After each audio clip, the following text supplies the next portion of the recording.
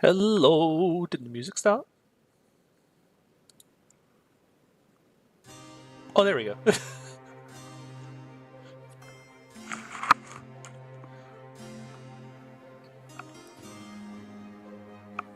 When serious Felicia walks in. Hey, I love Felicia. She's silly. I love her.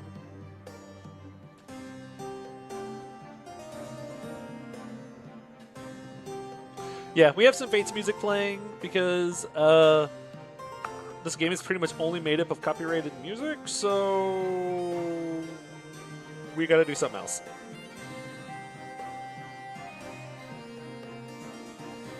So we're gonna. Oh, is the music too loud? Do I need to turn it down? It sounds loud to me. I feel like I need to turn it down a little bit.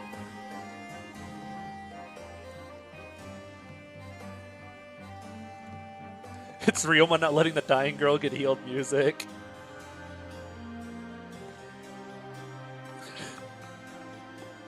I mean, look, none of my other videos have gotten in trouble for using Fire Emblem music, so it's less of a hassle than dealing with whatever this game has going on. Which is sad, because I like a lot of the songs in this game. They're... Oh, take the thing away. A lot of the tracks in this game are like really nostalgic to me because I played this game so much. So the music in this game is kind of really nostalgic to listen to. One for the fame. Okay, we're gonna, before we do much, we're actually not too far away from being done with the game.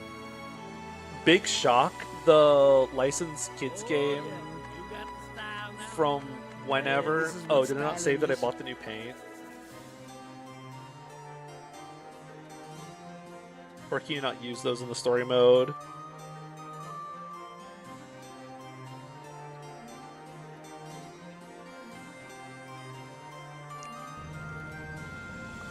So not only does Elise die there, but isn't it just a game over condition?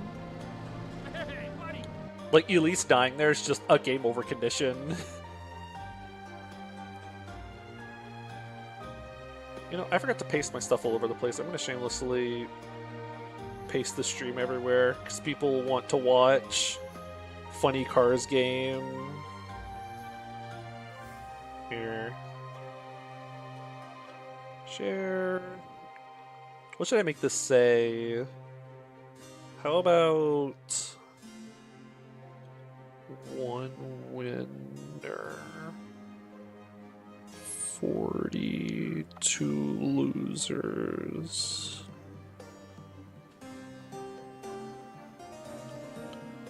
Bam. And I'll send it over here too. Gotta keep the word out there about me.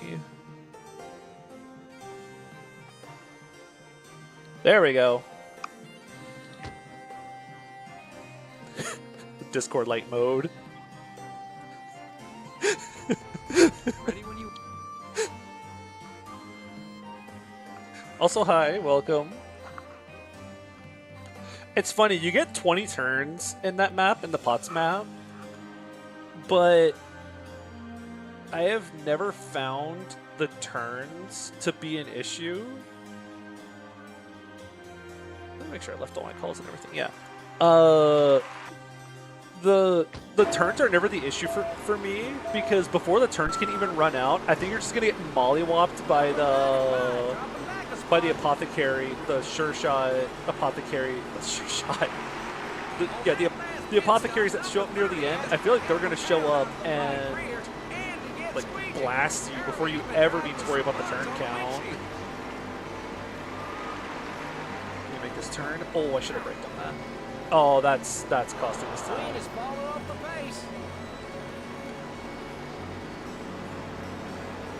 Watch the Shadow Dragon finale. It was you who said. Oh, it was your suggestion for like making Lena a mage with like Starlight and stuff. Well, thank you, because that paid off in dividends. Get out of my way. Incredibly.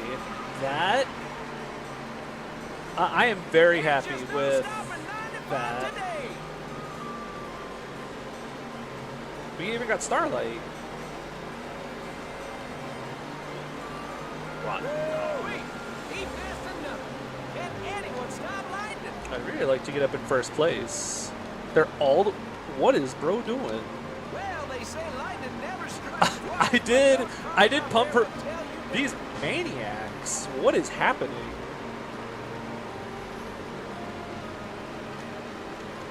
Didn't foresee Starlight. Thought she had decent magic and be great as a healer.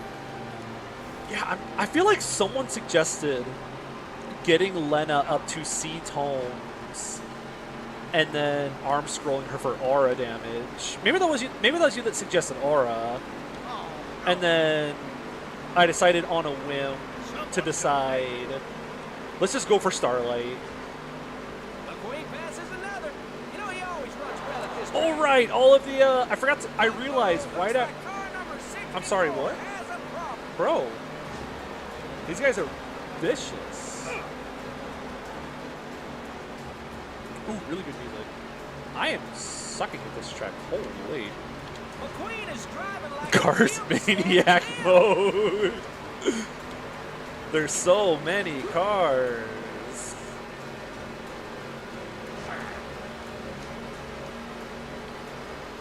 Did we rank any of the generics? So yeah, right as I ended the stream, I realized that I didn't rank the generics, and I should have. They all go in Die to Hero. Because they all did something at some point in time. Because we have... Unil was our favorite, They Them Mage. I'm not going to do a pit stop. I need to stop ramming this wall. These turns are nightmarish. McQueen passes another. You know he always runs well at this track. I forgot what happened to Dua. I think Dua was just like an archer that did flunky archer stuff. McQueen dropping back. Trim walled the door in Chapter 10, and that was epic. So Trim is cool for that. Brosif. McQueen passes another. You know he always I'm gonna runs save well this at pit stop track. for like lap 11. Oh my god, I'm getting body blocked. Wow, This is look at that. vile. You'd almost think they're saying please and thank you. Well, they say lightning never strikes twice, but those Holy, the cars leads are never so tell far you. ahead. I remember struggling on this track whenever I was younger too. Was Quattro a sacrifice? I feel like Quattro was a sacrifice. I cannot remember what Quattro did. What did Quattro do? I feel like I sacked Quattro somewhere. Fans, today's race is sponsored by Nitro 8. Nitro 8, high energy drink for high energy car. They're a sponsor in this race. Do we have to do a sponsor break? Oh, here we go. Oh my god, they're so far ahead. Oh my gosh, this wall is so difficult to get around in this last turn. Yeah, I don't remember what Quattro did. Here comes 900 horsepower. Okay, that didn't play out like I wanted it to. At all. Out of the groove and losing a position. Trim lured Ballista. Yeah, Trim also lured the Ballista and died a hero luring Ballista. Okay, now I'm going to redeem my pit stop, I think, so I can try to catch up to these leads. Okay, here we go. Gotta do some quick time events. We're not even stopped in a lane.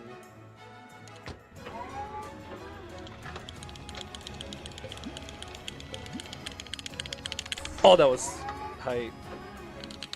Up, down, up, down. This is actually really hard without grooved analog sticks. Mario Party Special. I'm so good at mashing. I'm incredible at mashing. Quattro is a bow user that chipped like twice. That sounds accurate. How am I still only in third after that? You get such a huge speed boost after those. And Beckford right into the wall. He seems all right. He'll keep on racing. I don't know who that is. Have to like brake a little bit? No. Holy, how do you make this last turn? Here comes Lightning McQueen. Just look. I am not catching up to these. Oh well, I'll take third place. I think third is the best I ever did whenever I played this game as a kid.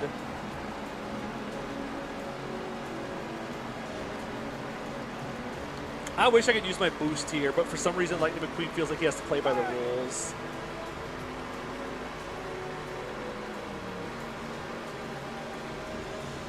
Wow, this race sucked.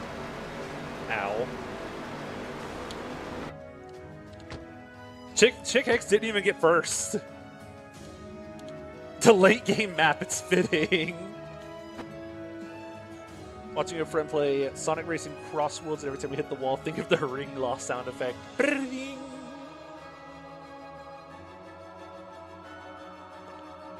Oh, a friend told me last night about that Sonic Racing Crossworlds. They were mentioning something about some of the characters, and they told me that Zavok is in it. Like, the guy from Sonic Lost World is in the game. And I'm still scratching my head over that one.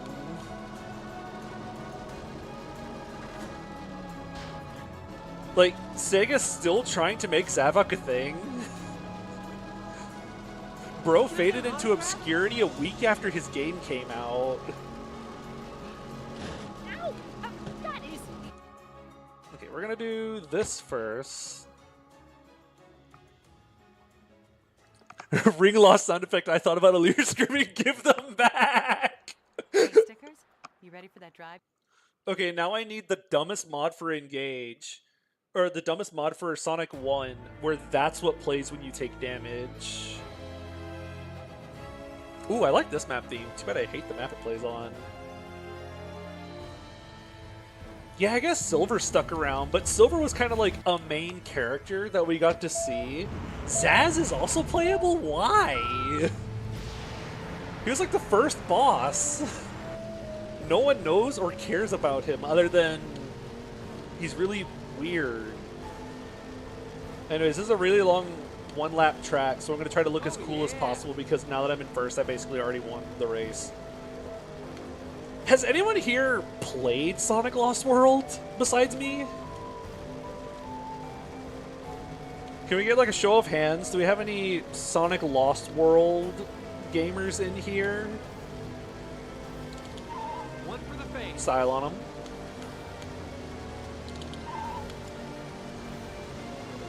I guess I kind of played it. I played the 3DS version, which from what I've seen is not that different from the Wii U version. Holy, that was a sharp turn. Yeah, I played the 3DS version, which honestly didn't seem that different from what I've seen. And I remember playing and beating it. I remember nothing about it. Yeah, you get safe driver for everything in this game. You can crash into everything and you get safe driver. Anyone play Bolt on the DS? I played Bolt on the DS. I did. I played so many like licensed kids games during that era because I never grew up playing like any of the big first party titles outside of like Mario Sunshine and Luigi's Mansion. But I did play the Bolt DS game, and I remember being really confused that they made it like a fully original title instead of making a like game about the movie. Oh god, the steel ball. Here we go. Here we go.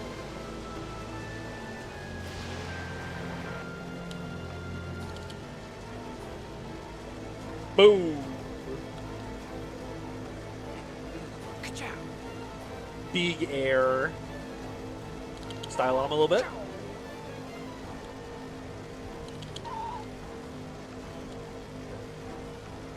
Yeah, so I played the Bolt DS game. I beat it like multiple times for some reason. I don't even remember if I thought it was that fun or not. I just remember playing it at some point multiple times. I remember if he like barked into the microphone, Bolt would do like a super bark that like stunned enemies. I have a 13-second lead. This doesn't matter. The end of the race is right here. Remember the Ruins having banger song? You know what? Maybe I should go look up the music for the game at some point. Ready, ready, ready. Oh. You never know where lightning will strike. What was the face he did afterwards? Good thing to watch while playing with building Lego. I hope you enjoy. Remember the first...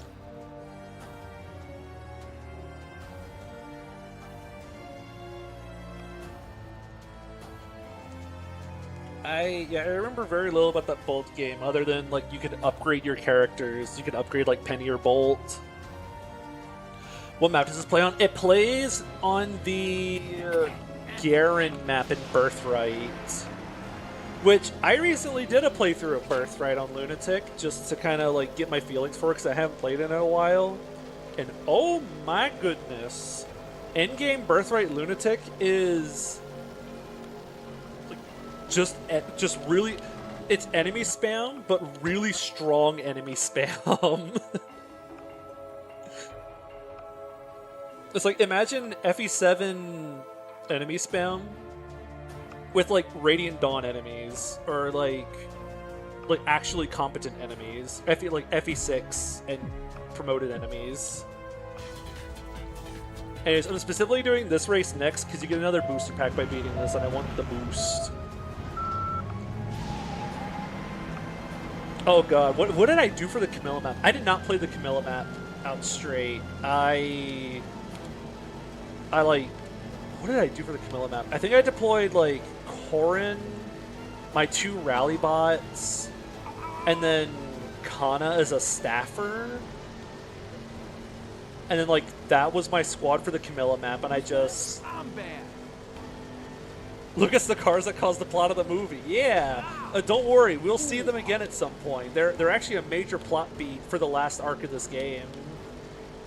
After we do the next Piston Cup race, they become like major characters in the story. Ow. Oh, watch this. We're actually going to take this route because it's cooler. Lord, there's so much twists and turns. We get to go into the mines. Would argue Hans and Iago are the worst in terms of enemy spam.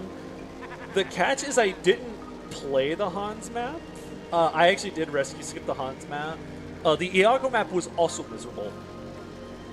Oh lord, the Iago map was miserable. I tried to do a rescue skip in the Iago map, and I couldn't find one that worked. So I just played the map as slowly as possible. Me, when there's turn 1 reinforcements from your starting location. Like 6 guys with silver weapons. Like at your starting location every other turn for like 6 turns. Alright, and the Iago map has like 6 entrap staffs? Huh? What? Conquest has like 3 entrap staffs in total and none of them move. Iago map has like 6. Oh, I actually felt that. That looked rough.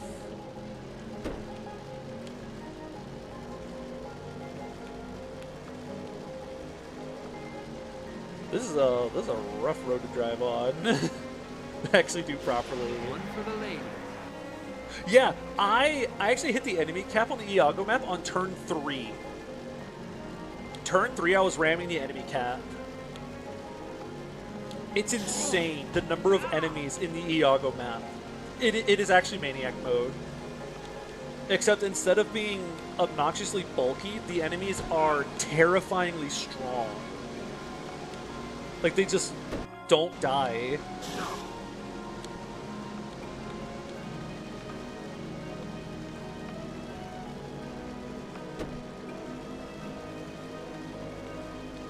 Yeah, it really bugs me whenever maps are so unfun that skipping them is like the more fun way to do them, because I'm not the biggest fan of skipping maps. Sometimes a skip can be fun. I think like planning a good warp skip or a good rescue skip can be really entertaining. Such as, I've heard Awakening can make rescue skips really fun to try to plot out. But something like FE5 or FE11 warp skips are so boring. Even like an FE6 or an FE8 warp skip can feel a little interesting sometimes. Because you have to like work with limited range warp. Oh, stay on top of it, stay on top of it. Just to style on them. Yeah, so good at this game. Yeah, okay. I've talked about this with Blue Luna, the person that was with me for the Engage stuff. When whenever I was doing the Birthright playthrough, they kind of pointed out to me a lot of the flaws in Birthright's design for like what it was marketed and targeted towards. Because you have Birthright, it was marketed as like the really sandboxy, build your units up however you want, take your time kind of game. But you get fewer seals overall, I believe. Like, you get less heart seals, especially early on. And you also have fewer classes to pick from because you only have Hoshidan classes to pick from for the most part. Like, at least in Conquest, okay, you can't just ram through that, noted. Because at least in something like Conquest, the 3 Awakening kits can give you some, like, some Hoshidan classes. If you want, like, if you want to give Laszlo rally speed to stack on his fancy footwork, you can support him with Selena, and now he has Falcon Knight access. Meanwhile, in Birthright, like, what all Conquest classes do you get access to? You have, like, you have Scarlet, but she can't marry anyone besides Corrin. Oh, yeah. Oh god, the cop-out letters. That is probably my least favorite part about Birthright. Yeah, you have Silas. Okay, Silas can give someone, Felicia and Jacob. But it feels like your class selection's a lot more limited on like stuff that you can do.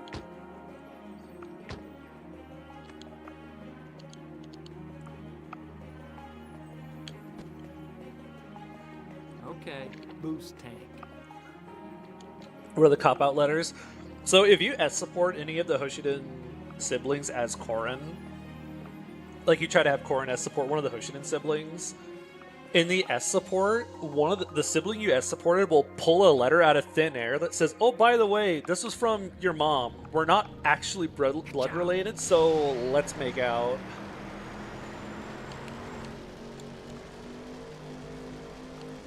So, you know that whole narrative of picking between, like, your family, like your birth family or found family? Whoops, they're not your birth family anymore. They're also a found family that you were married into. Oh, this is like the backwards version of the good song. Here, let's get this one. Give me something a little bit more... There we go, Glory Ruin, that's a good one. Found right. I mean, yeah, like, there's nothing wrong with, like, being married into a family like that. I just think it's bizarre that the whole marketing push of Birthright was, if you pick Birthright, it's because you're siding with your birth family. And then they say, nah, not actually. So it's just kind of like, what's the point? Like, at that point now, the narrative is you pick Birthright because you know Nora's evil, so because you know Garen's evil. So you're not picking your blood family, you're just picking to oppose Garen.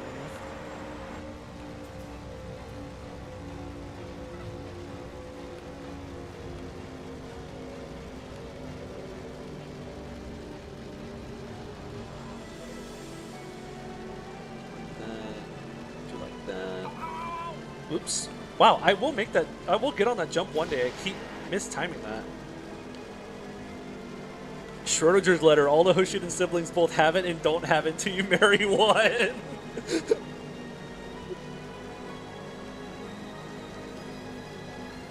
The S-support letter. It both exists yet does not exist. You can't know whether it exists or not until you read the letter.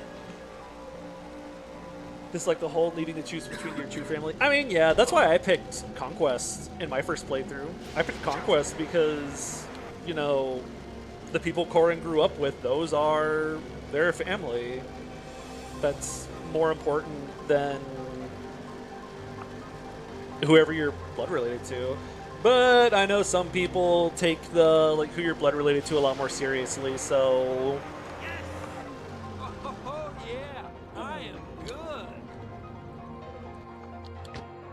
So that's why I picked Conquest, because that's how I feel about it.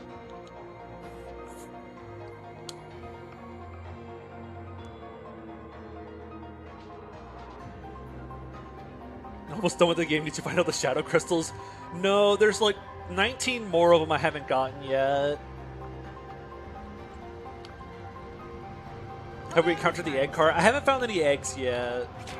Hold on. Oh, here we go. Here's one of the shadow crystals. How many more do I need? I need 16 more. And then I can unlock the best ending. Why does Lightning look like he has a Homer Simpson beard? Because the regular design is boring, so we're doing something cool. Unfortunately, I think I've done all the missions that are in this part of the map.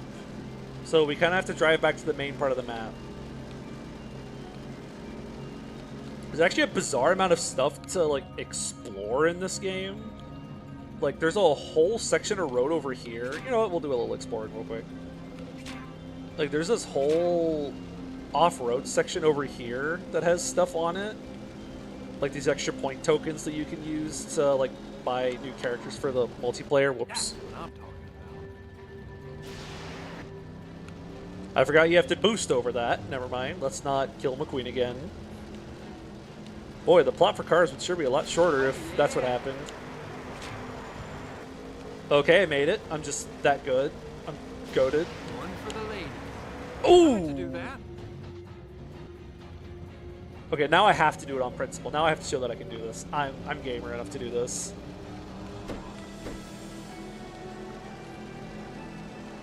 If I don't do this, then they're going to take away my gamer pass.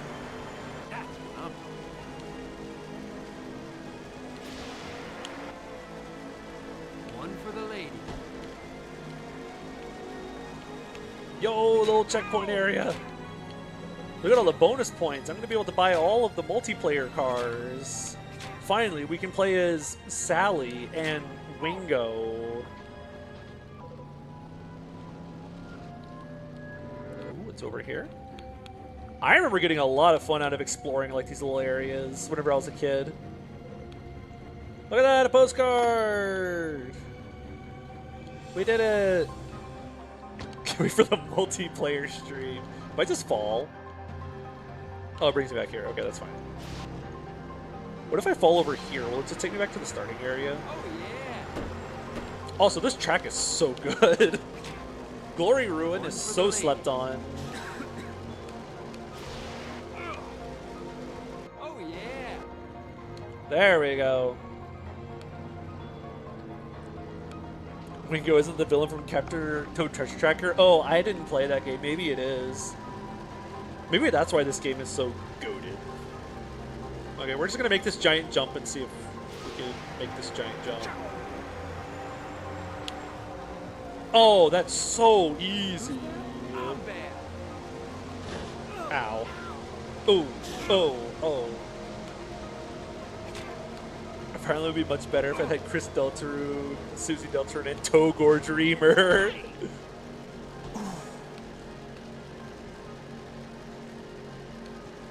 Look, it's only a matter of time until there's like a ROM hack that's like I turned Deltarune into a Fire Emblem game. If one doesn't already exist. There's already a hack for that? Oh, that doesn't surprise me.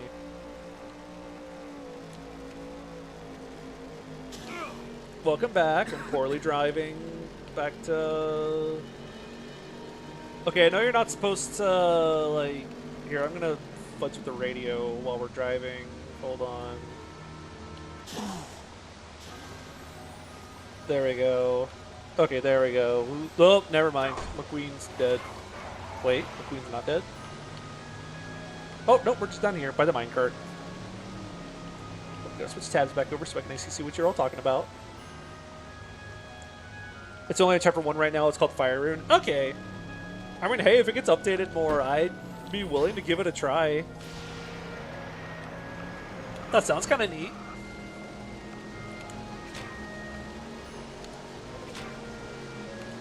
I'd be interested to see how it plays. because you kind of just have like your 3 party members. I can see them maybe giving you like some temporary units every other map or so, or maybe just focusing the game more on like this, make it more like a dungeon crawler almost, I guess. That could be kind of cool. Maybe instead of doing like a big open fields like battles kind of game, make it like more like a tabletop dungeon crawler almost. Ooh.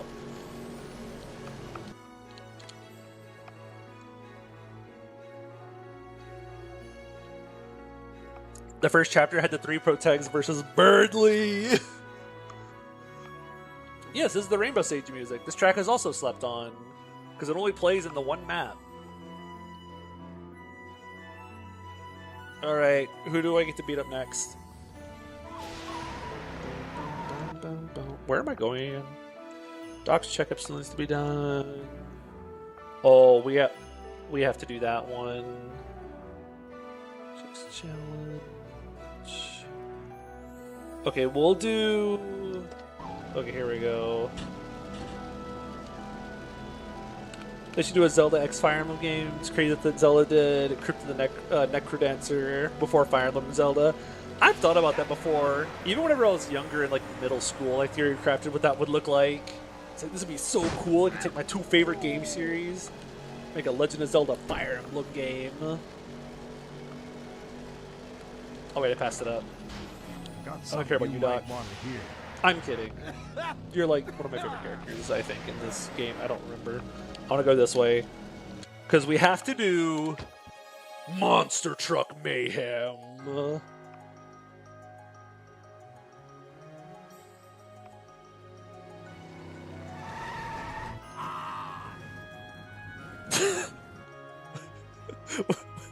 What was that?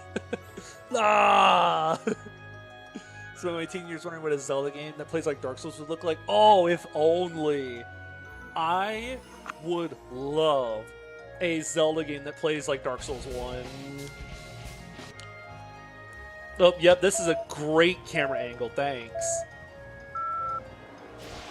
Yeah, that would be so awesome. I love Dark Souls 1.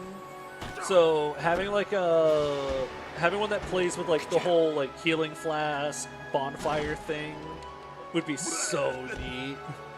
Also, this is not very fun to control, by the way. This is really springy and awkward to control.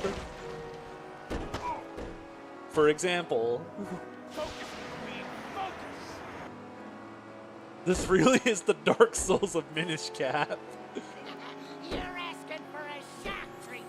I've seen cool art of like mixing Zelda games with Dark Souls. So I've seen like really cool art of like Link sitting at a bonfire, dressed up in like Dark Souls-esque armor with weapons and stuff, and oh, it looks so good. I would play that so much. That'd be so cool. I actually don't think you have to like loop back and forth between the sides. I think you can just pick the side you like more and do that one. I think I like this one more, but I'm not sure. So the reason why I say Dark Souls 1 is I haven't played very much the other ones. That's what I'm talking about. Oh no. Go, go, go, go! I want to say this guy's name is Spatula, which I think is really funny. Oh, yep, his name is Spatula. I will flatten you like an omelet. Where'd you come from? Oh, yeah. What is happening? What are you people talking about? One for the lady. Do some boosting, because that's definitely legal. Oh my goodness. This is so springy to control. Okay. Zelda in a place like Cuphead where Link just chucks a ton of items at people. No, catch up. Why are they making those sounds? I eat losers for breakfast. That's what I'm talking about. Okay, let's catch up with this loser. Oh, ow. Oh, hey, the really good music. Ka-chow. But yeah, I've played Dark Souls 1 a couple times. I played some of DS2. One for the faint. And I played a little bit of Sekiro. I didn't get quite as into Sekiro. One for the faint. And I played Elden Ring like 2 times. I thought Elden Ring was pretty neat. Oh my goodness, how do I overturn that like that? No! Come back! Who's bad? I'm bad. Thorn and US McQueen drives the circle a dozen times. One for the ladies. Ryoma will wait patiently for his revenge, but only for 12 laps.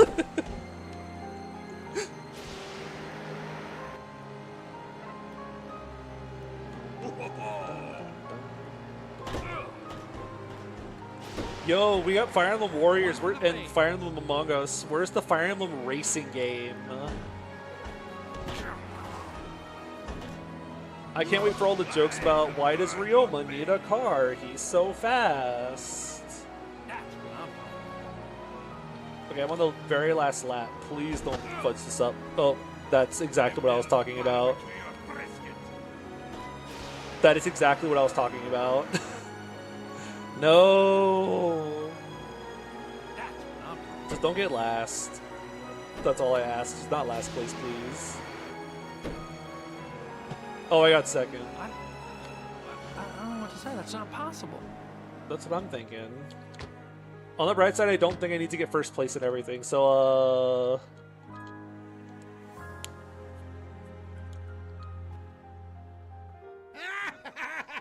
That was funny.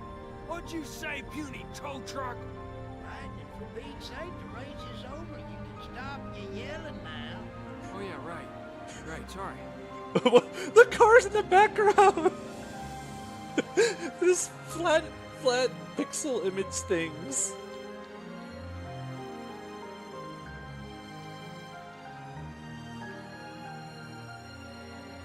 Well, that was neat. Where's the part where Fire Emblem makes Hag and White canon and adds them into heroes so we can have more of them? I have not played Hag and White, sadly. I have heard many good and amazing things about it. Who's bad? I'm bad. Duh.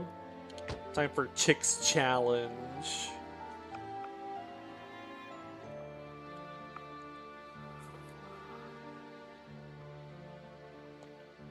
So thirsty.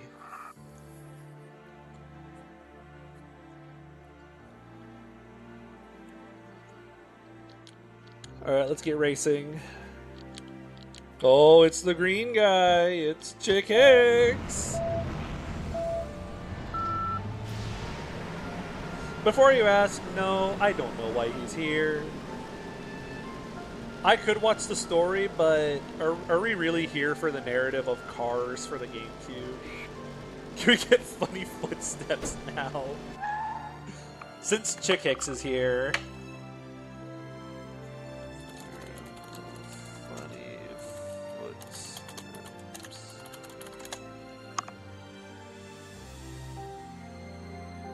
see.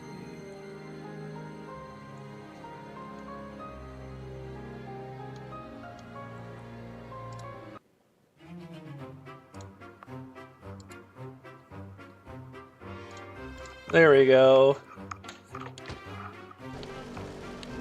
Chick Hicks, what are you doing here? Well, I'm just here scouting out my competition.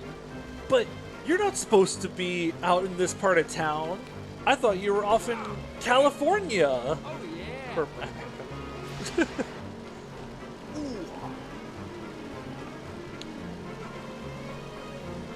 Oh my goodness gracious. Some of the sound effects and sound clips for what stuff that happens are incredible. Get out the way. I need to get first place. Remind me, why is this song memed on so hard? Is it because it plays in like all the C supports, and that's like the #1 thing I see people talk about in when it comes to like the Three Houses supports is like You get all the C supports and there's no character growth or something. All the Bernadetta C supports. Okay. I thought it was something like that. Safe driver.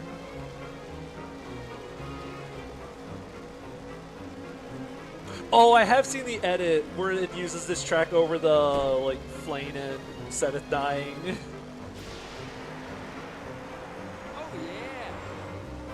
I know I've seen people meme about this song before, so I was trying to figure out why this song was memed on so hard.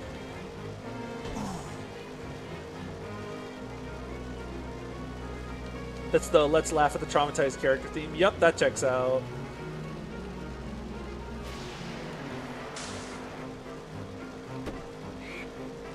I do remember in the couple of supports I even got in the game without recruiting a bunch of people from other houses, it did not take me that long to get irritated at how often the whole, whoops, she's in her room and won't leave, oops, she ran away from people who tried to talk to her.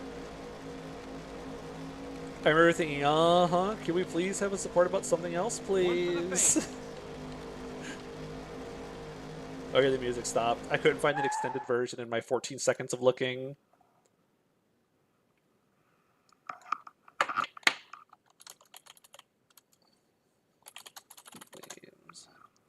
We're gonna go back to listening to some of these because they're really good.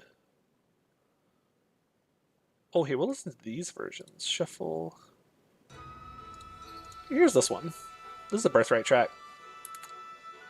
Yeah, it gets a little old really fast. I think that's some of what burnt me out of reading so many of Three Houses supports, because by the time I got to Golden Deer, I was so done reading the supports. I was just kind of like, I just didn't want to read it anymore. I was so tired of reading supports. So I just kind of stopped for the most part.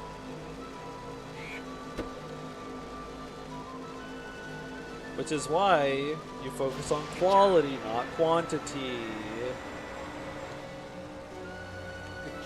Not everyone needs like 12 support partners. All you need is just like a couple of people, just like 4 or 5 support partners. That's all you need, really. Because then you don't have to worry about writing supports for that many people. You just write like a couple of combos between characters that would have good chemistry or that would be really funny to laugh at together. Over here, look it! Who is talking? Who is saying that? Hey, Dexter! Who are you? What is happening? You are several miles away from me. How do I hear you?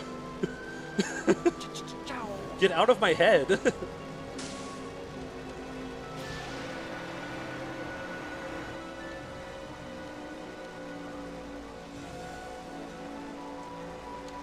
Style. Oh, yeah. I am good. Okay, I've got to go fill up my water. I am so thirsty.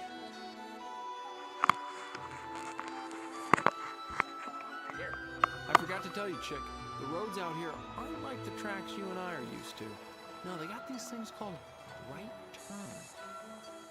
Yeah, Ted. So what? Wasn't a real race anyway. Nobody was there to see it or watch us. Nobody's there. Like if a tree falls in the forest and nobody, doesn't get hurt. Does anybody see it?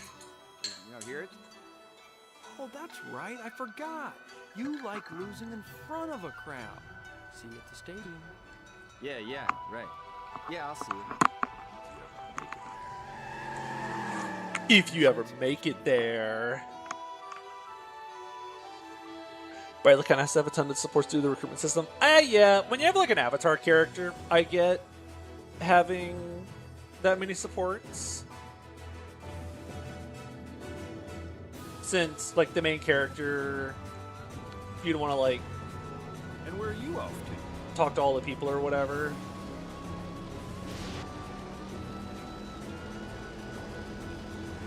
When they remake Radiant Dawn, they should write a support script for every single possible support. Dear God, no. I don't want to read those. I'm going to skip those if I get those, if there's that many. Okay, that was a sick turn.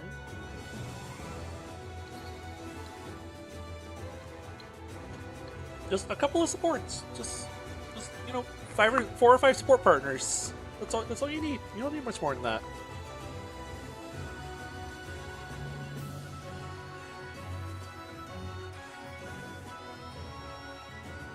Don't worry, you only get 1 per playthrough. I guess that's true. You can only get 1 support pair per playthrough unless you like break up your supports partway through for whatever reason. Let's see, we'll do that one in a sec.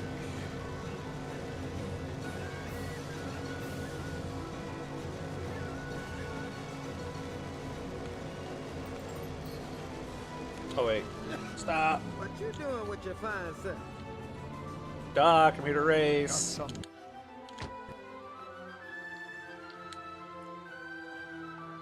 Don't you care about what Meg and Asher have to say about each other? Nope. Not at all. Something that Alina Marcus A supports, one of the silliest. Oh yeah, where Marcus is finally like, you know, Lelina, you only live once, and life is short. You should really go tell Roy how you feel. And she's like, you know what? You're right. I'm gonna go tell Roy how I feel finally. But because that's an A support, you can't get the Lelina paired ending now.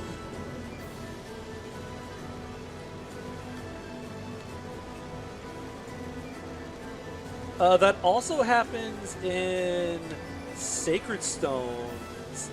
In Sacred Stones, if you get the Garcia Seth A support, at the very end of the support, because Seth has like a lot of respect for Garcia and everything, at the very end of the support, Garcia says, Seth, you should get married. Someone like you could find a wonderful wife and make someone really happy. And I remember my cousin that I played the game with immediately said, I can't. You have my A support now. He can't get married now. Oh no. That's tragic. Garcia doesn't have any romantic endings. I think his only paired ending is with Ross, where they like go back home together and like rebuild their hometown. Now, I'm gonna raise you 1 up on that Lelina Marcus support. Oh, do Gilliam and Garcia have one? If you believe hard enough. Look, when I was a younger lad, I remembered someone sent me some fan art of the Gilliam and what's it called? Of like the Gilliam Garcia support where they arm wrestle. And I tried to find the, oh no. Well, I'm toast.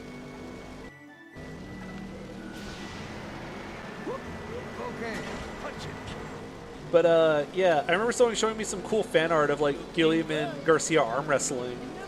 And I tried to find it again one day, so I googled like Fire Emblem Sacred Stones, Gilliam and Garcia fan art, and that was one of my first exposures to very passionate yaoi artists.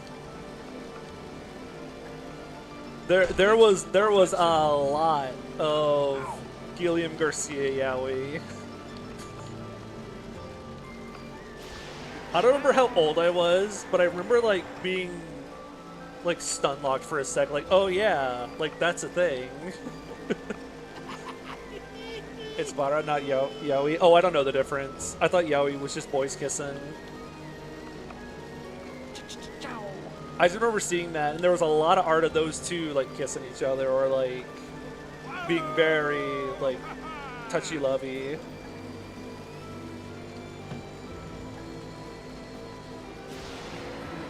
But yeah, I was gonna mention the Lelina support.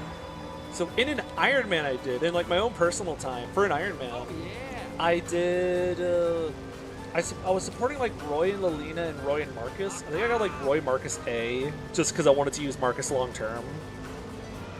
So I did Roy Marcus A, and then Lelina, no, who did I A support? Who did I support? Because I know I got the Lelina Marcus A support. I supported Roy with someone else. So Roy had an A support with someone else, B with Marcus, and then Marcus had an A with Lelina. And I was in like chapter 20A, that indoor Ilia map where you recruit Juno.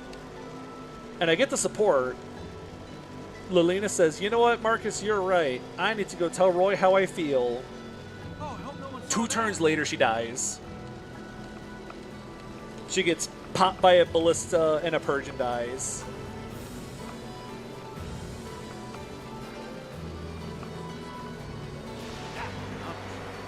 It was literally like, you know what, you're right, I'm gonna go tell him how I feel, and then like a truck hit her, and then that was it. Like, it was both sad, but also really funny. Yes, she got isekai'd essentially. It was crazy.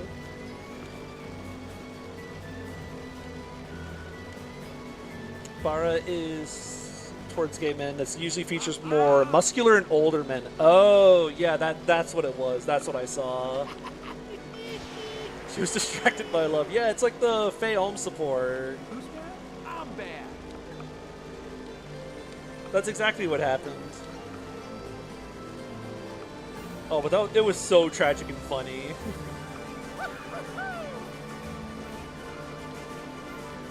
Yo, let's go. Yo.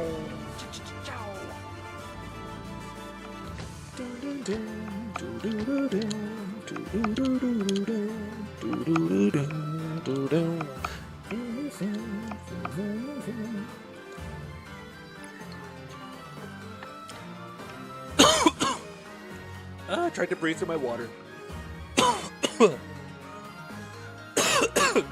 Wow. Sorry for coughing in your guys' ears. Hold on.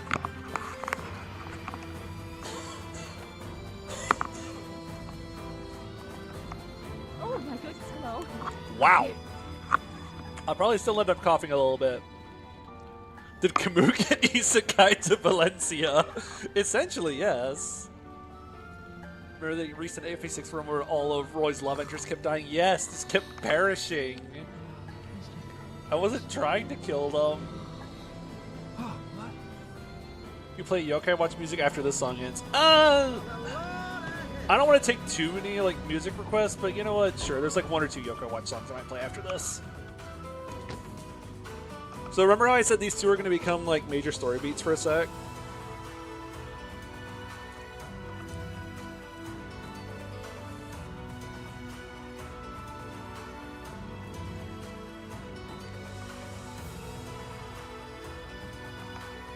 Also, I feel like I remember the game running really poorly at this part.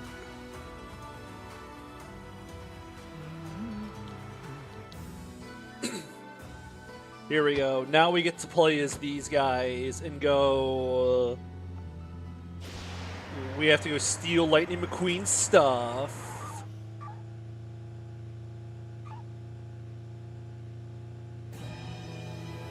Ooh, this is a good track. This is a good track for this. Because there is no justice. We'll get away with whatever we want. Oh, the cars in this track also have some of the jankiest physics right now.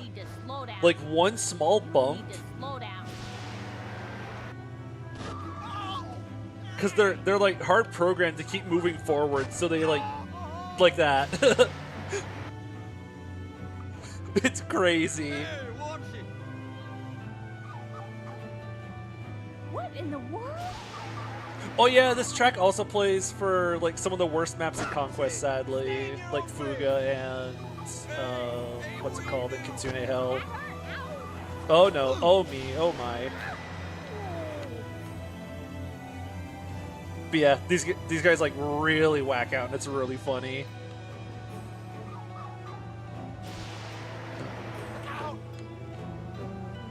Also, notice how Mac is nowhere to be found. Oh, there he is. Yeah, it's like they're on magnets. That's honestly the best way to compare it. It's almost like they're all on magnets.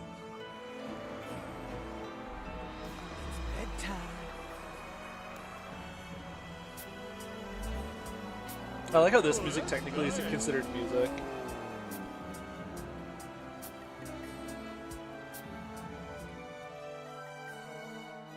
Do you prefer when battles have their own themes or a more intense version of the map theme? That is a good question, actually. Okay, I'm gonna give the most non-answer ever. I like a mix. I like when it normally has its own combat music, but during really important fights, it keeps like the map music playing.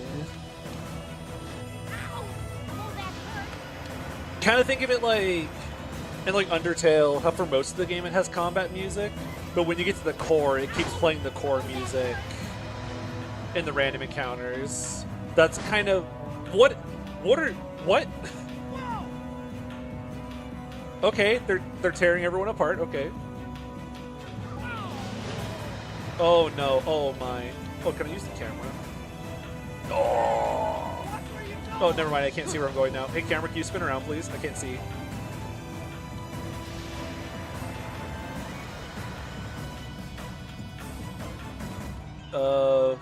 Straight. All right, we have to jump on the ramp. Use your boost. Don't run out of boost. Ooh.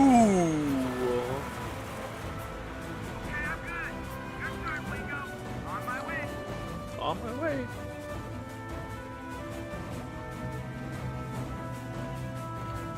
Oh shoot, we're starting. Get lightning stuff. We have to rob him blind. Don't speak your name's one of my favorite examples. Yeah, basically, yeah. Just how don't speak your name handles it. It really makes the scene more, really heightens it. Because like, oh, this theme is important enough to keep playing, like despite there usually being combat music.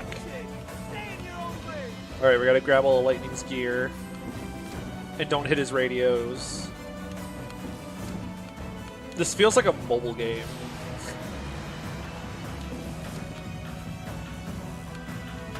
Oh.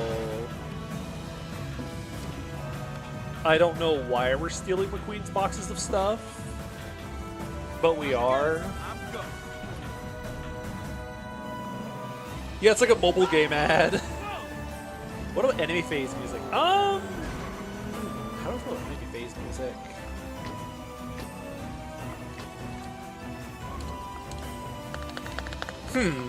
Because on one hand, no enemy phase music helps the map theme like play out more, so you can hear it more like this, so you can actually hear the map theme in its entirety. I don't know. I kind of like having enemy phase music. I'm gonna once again give a weird answer. I'm gonna give a non-yes but also yes answer. I like when there's different enemy phase musics depending on what faction is attacking you. So basically, like FE4 does, where like different factions have different musics. I think that would be like the best. I'm not playing Sheriff's Hot Pursuit. That game mode is so unfun. Where am I going again? Lightning Strike. Okay, it's all the way over there. But I really like the idea of, depending on what army or what kind of enemies you're fighting, it plays different music. I think Engage does that, where it plays like specific enemy phase music if you're fighting corrupted enemies. Because that's what I like the most. It gives you, it like gives all the enemies a different musical feel depending on like what army you're attacking. Camilla Hell music. Okay, but the track is good. We just have to separate it from its circumstances for a moment. I could pick up these little tokens, but...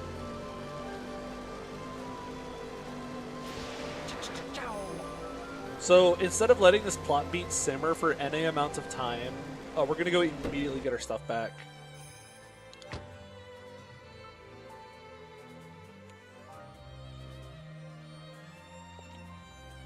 Like FE9 having different jingles for different player face and enemy phase music. Yeah, I like that. I also like it changing partway through the game, where once you like join the Premier Army, or like after Ike promotes, it changes like the phase transition music. I think that's really cool.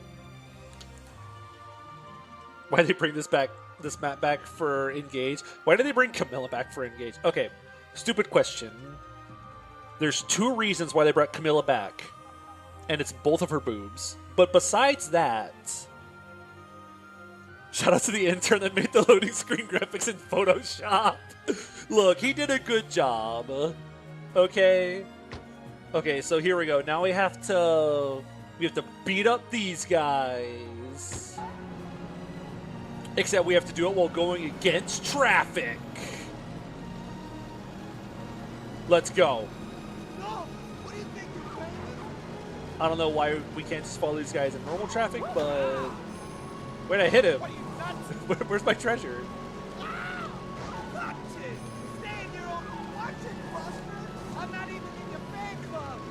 I'm not even in your fan club. Ooh, got one. Scratch my CDs.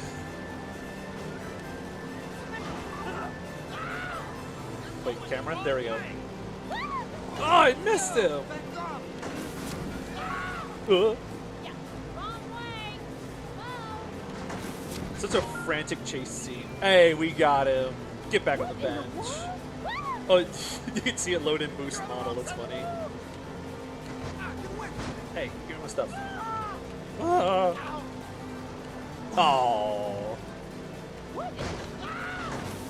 Got it. I remember this being so hype whenever I was younger. This mission was so cool. There we go.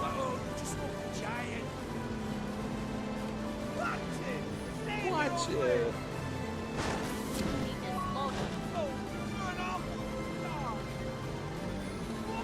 Yeah, I think Azura could have been pretty cool to have it engage.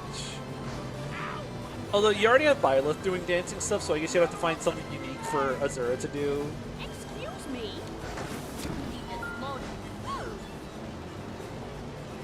Let's go, let's go. Last one, last one. Come here. Oh, oh. I win.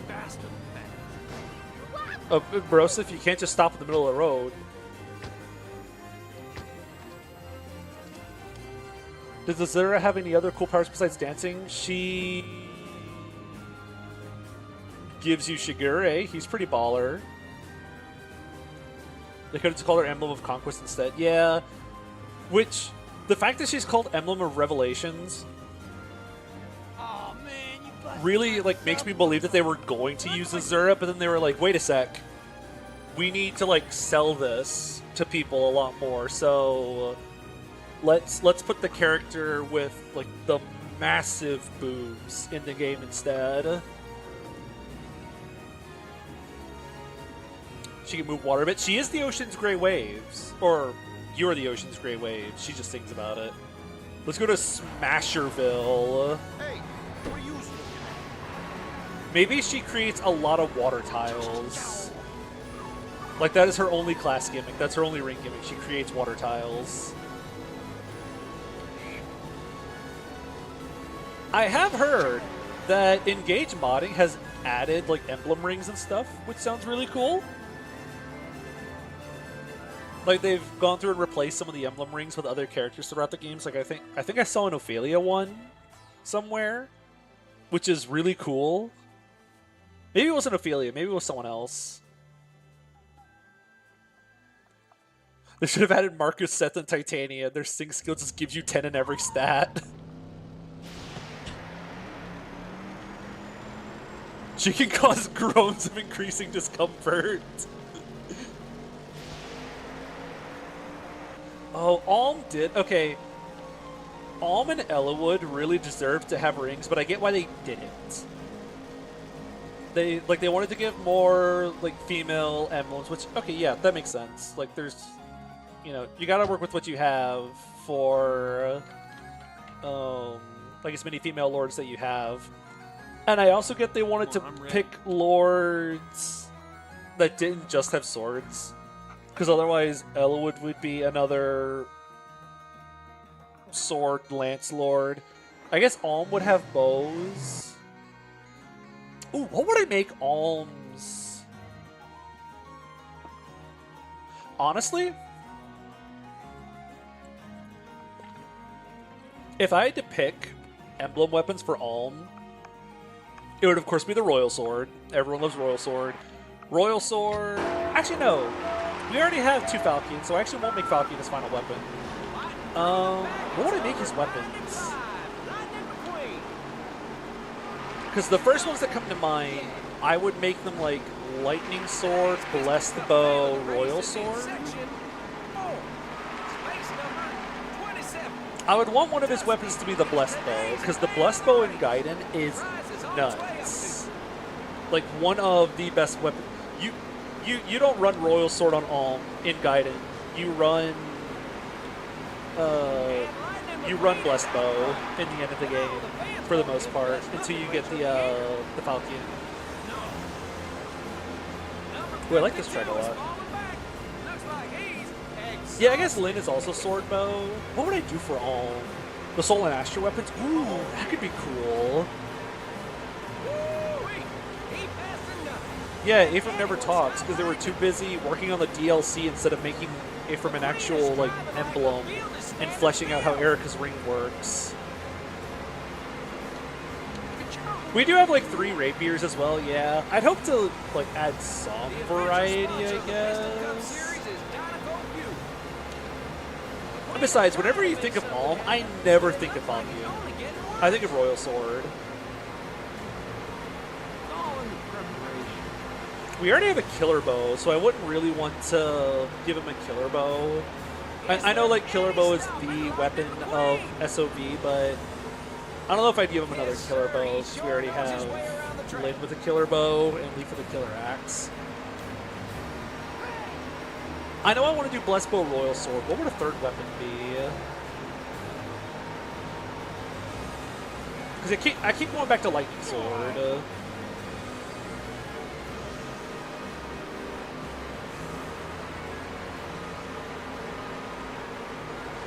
Maybe how editor combat arts Alm also gets some expense HP. That could be neat. I like that idea. There's just no stopping 95 today. Shadow Sword? Ooh.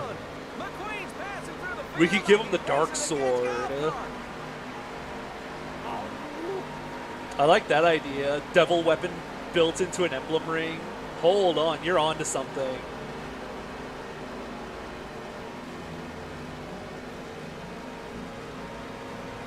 Devil Sword.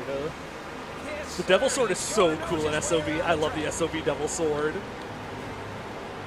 I love chance to backfire, but also chance to, if you kill, it has Life Taker built into it. Like, that's such a baller combo. You can gamble on damaging yourself, or you can try to player phase into something to Life Taker.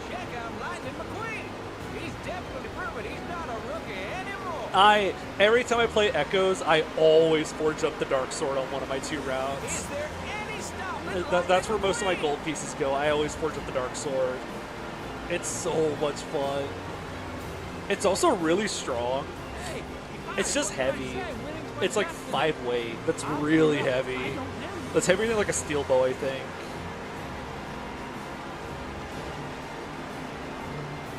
Wow, that was easy. That was like the fastest one of these ever. That was so free. Turn my brain off for that one.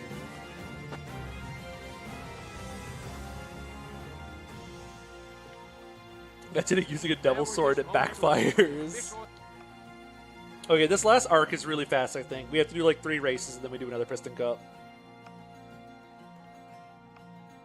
Oh, it would be hilarious. I love the Devil Weapons. Devil Weapons are the funniest thing ever. The Devil Axe that you give the innocent civilian for the bear statue. Alright, Kraven has a lightning sword too.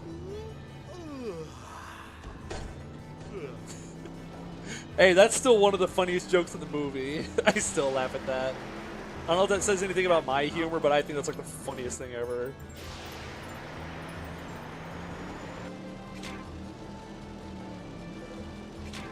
So let's see, we have to do 3 races with Chick Hicks and his goons to prove that we're epic sauce. I think the Devil Axe is at its most fun in 7, 8, and 11. Hey, what's that red light flashing in there for? Because I like it in those 3 games. Because in 7 and 8, the 8, that juicy 8 weapon experience that it gives you is so tempting.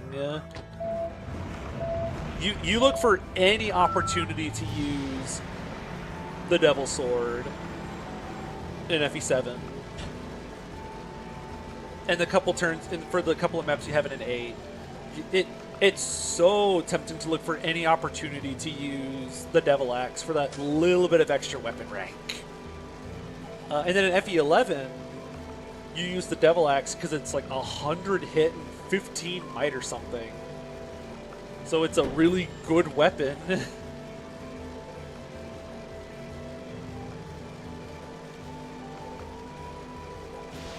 In fact, the Devil Axe, if you're willing to save scum a little bit, the Devil Axe is one of your best ways for dealing with the Chapter 3 boss in FE11.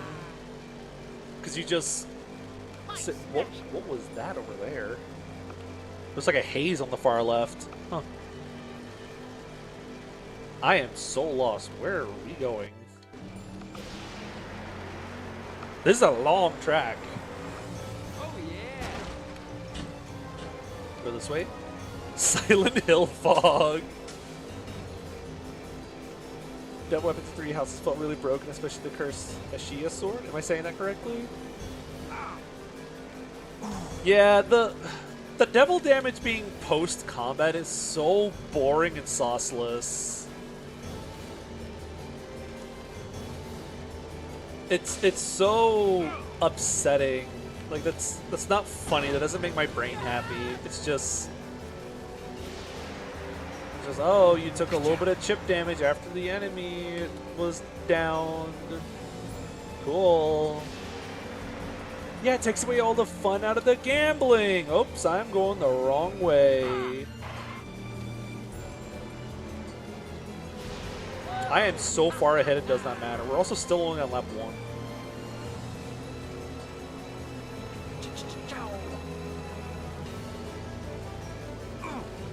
Ow. Okay, but going for crits and procs is really fun too. My stance on critical hits in the game is that you don't rely on them, but they are a wonderful reliability booster.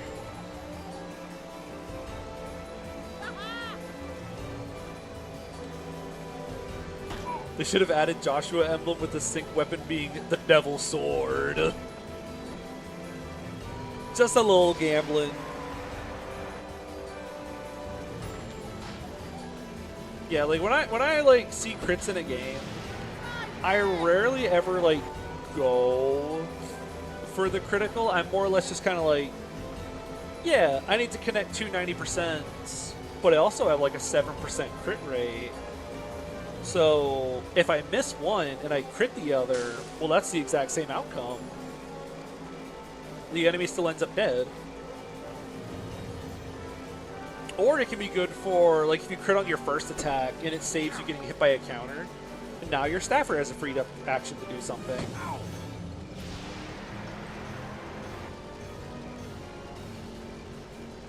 Yeah, and you use killer weapons in like the GBA games and stuff because they basically have they basically just have like steel stats with less weight and a little bit more hit. So you use them because they're really good weapons that happen to have crit rate on them. Everyone point at the FE6 Killer Lance for having more hit than the Iron.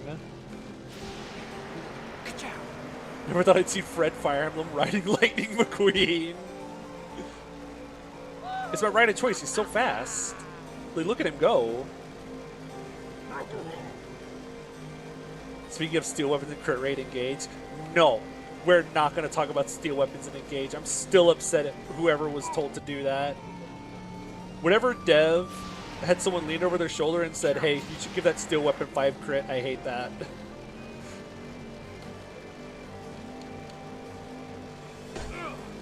Why would you do that? Why would you give steel weapons 5 crit? It's not enough crit for you to take advantage of, but it's enough crit for the enemies to have crit on you. And it's disgusting. Oh, go for another turn. Oh, I'm crazy. Oh, that was so clean. Go for a big jump. Go for a big jump. One for the lady. I noticed the crit rate on steel weapons because the enemies have crit on me, and that bugs me. Whoa! I can do literally whatever I want and still come in first in this race. I'm so far ahead. I have almost a minute lead on these guys.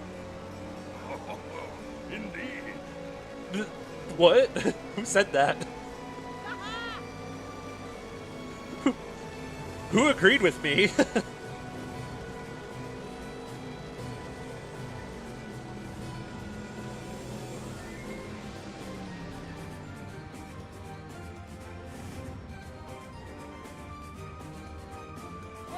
Oh, we ran out of fuel. Oh, I'm faster than that. You see?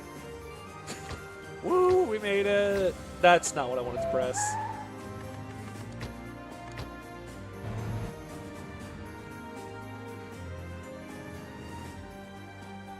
Yeah, the crit rate is inconsequential from my end, and then enemies will have like 4 crit on me, and I'm like, stop.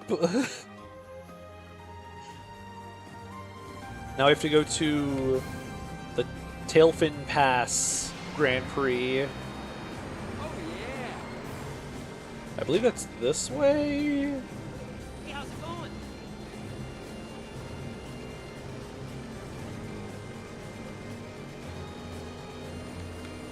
Oh, it's this way. Ow. As long as the enemy has low hit rate on me, it's not that scary. I still get scared by it. I think I've played too many Iron Mans. Playing Iron Mans has made me so acutely aware to any amount of crit. And just doing like Fire Emblem like Let's Play content also had me really like hyper aware of made me hyper aware of like enemy crit rates, because otherwise I'd have to like replay a chapter and have to like it gets awkward with recording.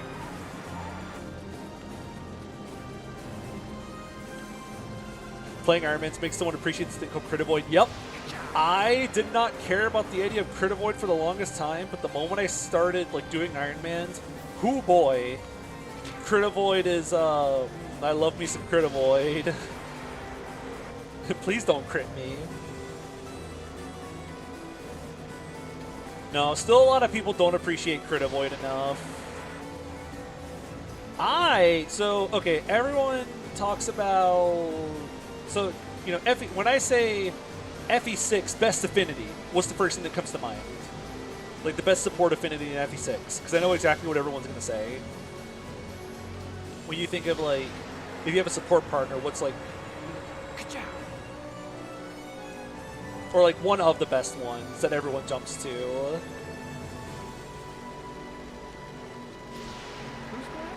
Yeah, Fire's the one everyone jumps to first, which it is really good, don't get me wrong. I'm not gonna for a second say Fire's not a very good support affinity, but may I introduce you to our Lord and Savior, Wind Affinity, because Fire, Wind, and Light all grant hit, damage, and critical, but they all three give a different 4th attribute. Oh my goodness gracious.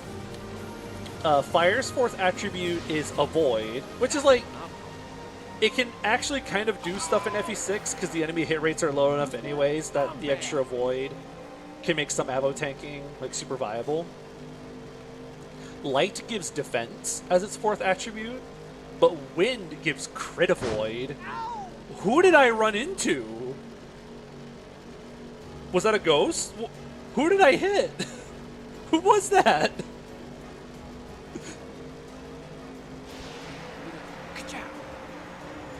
Oh, I missed it. What's up, Blake? Yeah, the fourth wind affinity attribute gives you crit avoid, so that means altogether you get hit, damage, Boy Scout. crit avoid, Over here. and crit. Which the crit is like kind of neat, like extra critical rate, extra reliability. Take a big sip real quick. But oh, that crit avoid is so juicy. Yeah, Shanna has wind, Trek has wind, Hugh has wind. Welcome to race number 2. Who else has wind? I know there's more people with wind. I just can't remember who all it is. Ran into Jagan's ghost. If I had to design like the perfect affinity in GBA, it would definitely be something that gives like hit, damage, defense, and crit avoid. Like if I had a support affinity that gave those 4, that would be the juiciest affinity. Like you get extra hit for the extra reliability on smacking your target, extra attack so you can do extra damage to the target that you're smacking around, extra defense so you take less damage in case you don't kill while you're smacking the target around, and extra crit avoid for whenever you do get smacked around, you don't get smacked around 3 times as hard. So that's kind of my my holy like quadfecta of affinity support bonuses in GBA. Oh me, oh my. Never mind, we're fine. Rocks. Oh.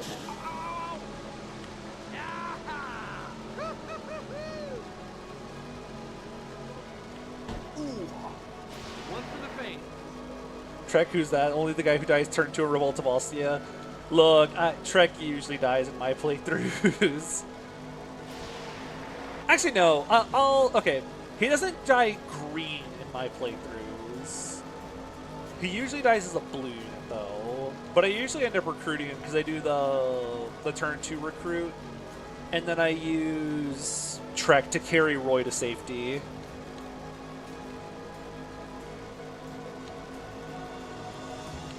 Yes, there was that time where he got doubled by...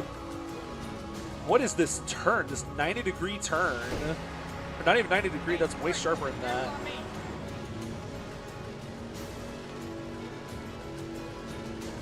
What a sharp turn.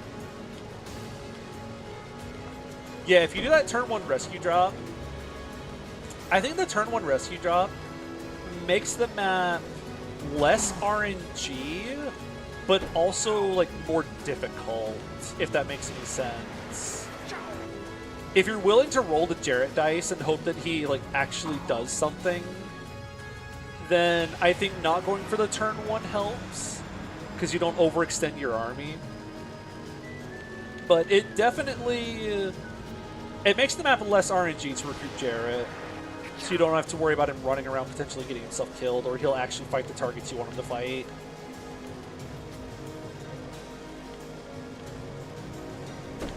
Oh god, the water temple in that playthrough. That was slowest water temple. Oh yeah, I also lost the Brave Bow in the recent Iron Man in the water temple. Rip my blonde boy, Klein. Yeah, I don't even think 14X is like unplayable. As in like, I don't think it's bad because it's like frustrating to play or hard. I just think it's boring. Something like 16X I think is really obnoxious to play because it's like frustrating, but it's just kind of boring. Evil Wendell, yep. Mr. Speedster himself. What was this track design?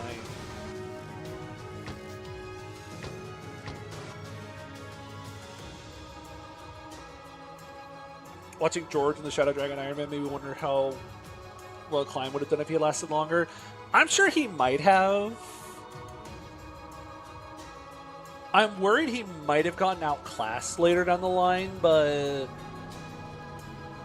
here, I know a shortcut back to the town.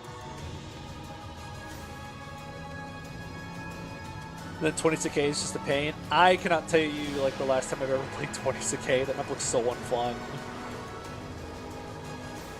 Maybe I should do a Sakai. Okay, spoiler alert. Next time I play FE6 for a stream series, I'll probably end up going Sakai.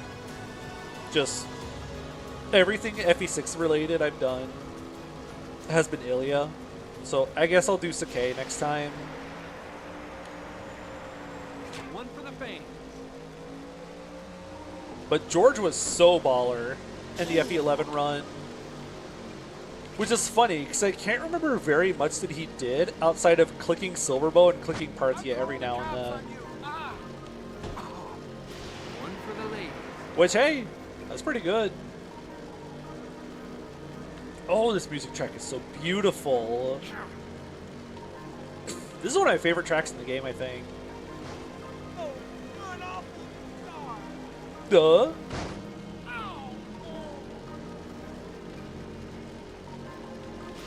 I should probably stop crashing into people before they, like, arrest me. Whoa!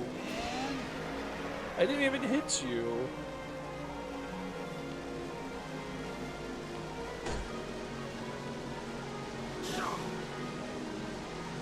Go this way. Here. Oh my goodness, it is chugging. It did not like that part.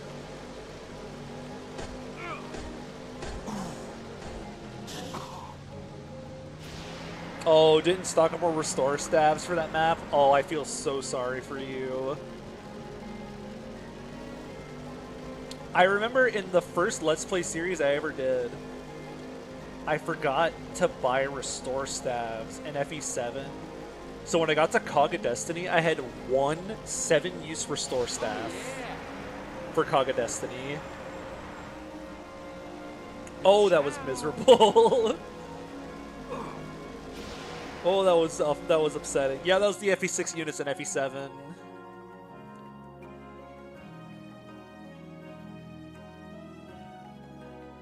Ooh, that was rough.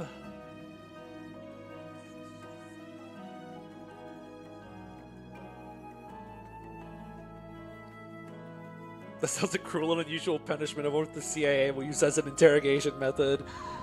I remember putting that restore staff on my highest res unit and having them drinking several pure waters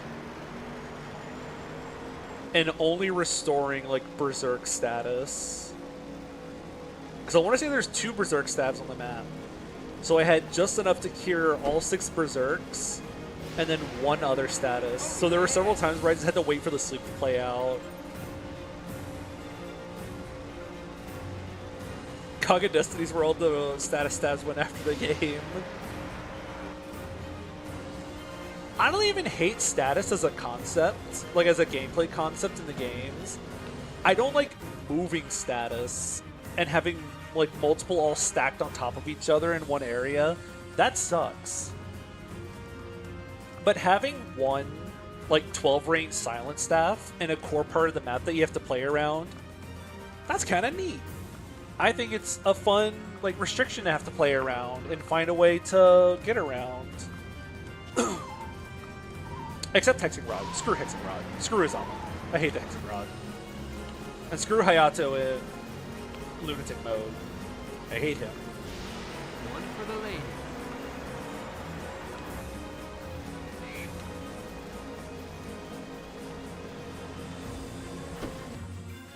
Let's see if we can do this.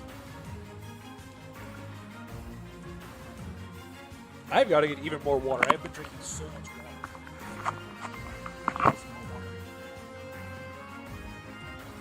And we're here at the start of race number 3 of the Radiant Springs Grand Prix with Finn, who came all the way out here from... Is that right? And why Radiator Springs? Did you come all the way out here to race against Lightning McQueen? No. We know that guy, but, you know, actually we came out to train with Chick, you know, yeah. We figured if he wants to be the best, you know... What are these guys yapping about? Real professional racer, you know? Someone who could win a lot. And Uh-huh. Ooh, they got him in the circle. Oh, that's ruthless.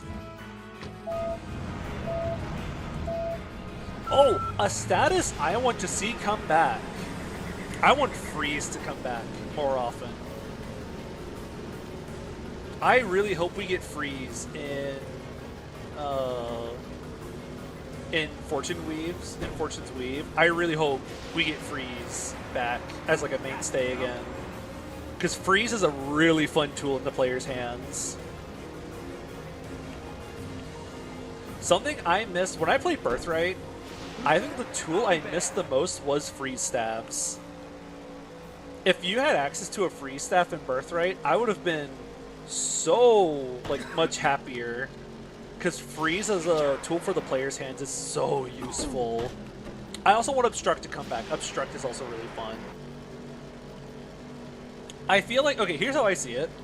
I feel like Obstruct is like the lowest level of like quote-unquote status, per se. And then right above that is freeze. So you can like block the enemy's path with Obstruct, or you can like just stop the enemy in place for a turn. Oh yeah. I don't care about this track. We're skipping this one. Where's my mouse?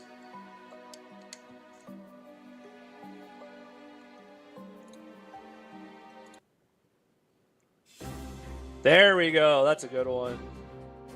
Perhaps music. If you're gonna have status in every game, you need a restore-esque item. If they do the Fates thing where it's only for one turn, like Silence and Freeze only being one turn, that doesn't bother me as much. Because at that point, if you're restoring someone, you're spending your staffer's turn to give someone else a turn. So it's kind of more like a bad against staff at that point. So if it's only like one turn status, I don't care as much about not having restore. What I do care about is the Hexing Rod not having a restore option. That sucks in my opinion. I hate that. But I think stuff like Freeze and Silence only lasting one turn, I don't think there's... I really wonder what our timeline would look like if Hex wasn't hated so much. Because I feel like more people might actually like the one-turn status thing, but anytime someone thinks about one-turn status, they think of Fate status as a whole and remember how brutal and unfun Hexing Rod was. Because I think if you remove Hexing Rod from the equation, it's... like, I think more people would be more accepting and willing to try the one-turn status thing. But I see not saying like you in particular are, but I see a lot of people in general write off how Fates did status because of Hexing Rod, which I can't blame them. I also hate the Hexing Rod. I think it's really unfun to play around. So the Hexing Rod, to anyone who doesn't know, just a quick rundown. Statuses like Freeze and Silence in Fates only last one turn, and it wears off at the start of the next turn. Hexing Rod does not. It lasts for the entire battle, and it cuts your max HP in half. Which is so crippling on your unit.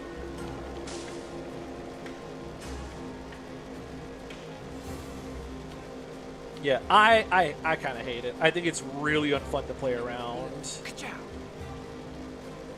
And there's no way to dispel it or anything. So once your unit gets hit by it, they're just kind of... you just have to deal with having halved max HP for the rest of the fight. I know there's certain ways you can get around it. Like the first Hexing Rod, you can try to have someone like Felicia and Elise get hexed. Like you bait the hex with someone else. But at that point, I'd rather just not be in the game entirely, because then it just doesn't do anything. It just slows the game down. Okay. Is Silence Fate? Yep, Silence is in Fates. But it does the freeze thing, where it only lasts for one turn. So someone gets silenced, and then at the start of the next player phase, it wears off.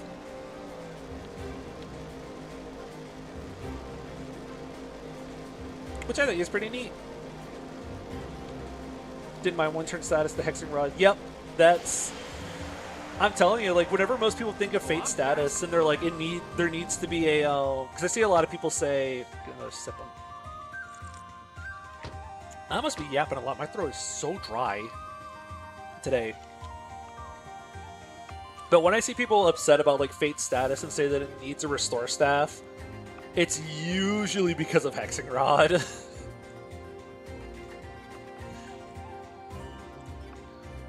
A friend of mine gave an idea that I actually really liked. I think it was my friend Torchart here in chat. I think this was his idea. Was instead of hex lasting the whole battle, what if it lasted until you kill the person who hexed you? So then it works like a curse and like other forms of fiction, where if you kill the person who bestowed the curse, it removes it. I think that's a cool idea. I think I wouldn't mind seeing that done. So it kind of incentivizes you to kill the status person really quickly instead of just dealing with it.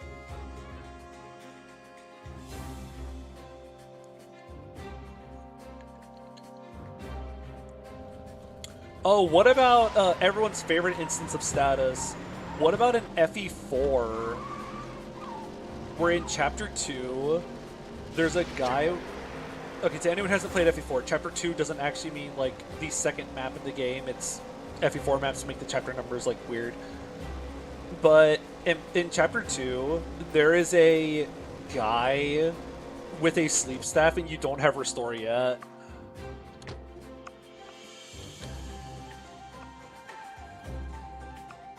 So you just have to deal with the fact that there's a sleep staff.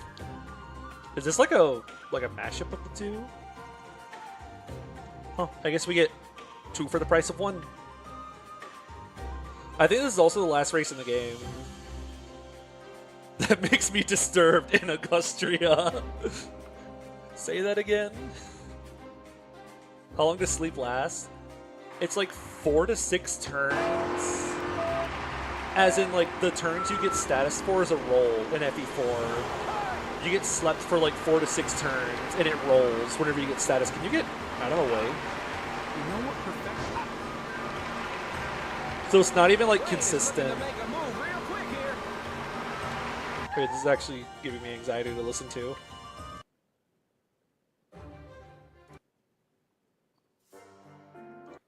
Oh, we like... I was going to say, Road Taken doesn't fit, but you know what? We'll listen to Road Taken. I like that track. So it gets a pass. Worse than Pokemon Sleep? Yeah.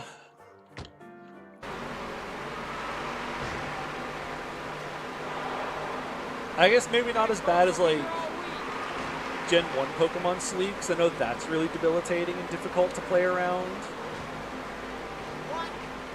I guess it's more like Gen 2 Pokemon Sleep, where it's like 2 to 6 turns or something, but you act on the turn you wake up.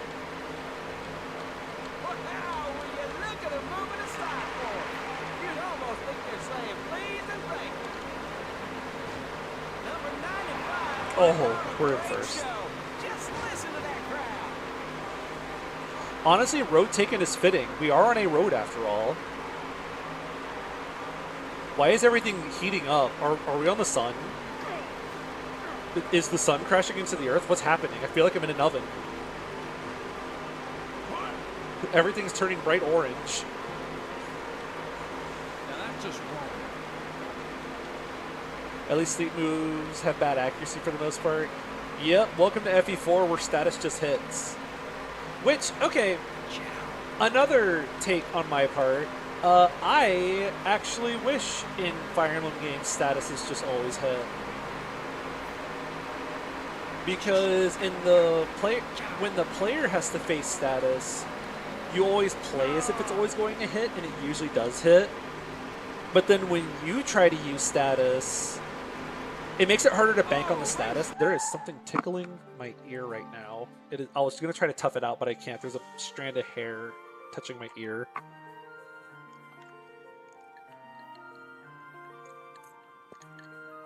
Okay, better. Yeah, I wish statuses would just always hit. That way, whenever I click like silence, entrap, or anything like that, I know I can base my turn and action economy on that status hitting.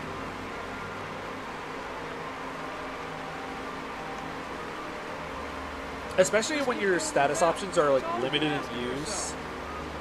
Like take like Entrap and Conquest for example. It has like 60 base hit, and you only get like 4 total uses of Entrap. So I would really appreciate it if Entrap just always hit, or if status just always hit.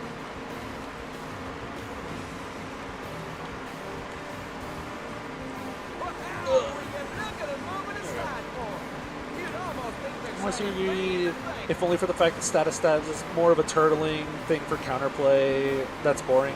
Yeah, if there's like fun ways to play around the status, it's good. Otherwise, like, status spam is not fun.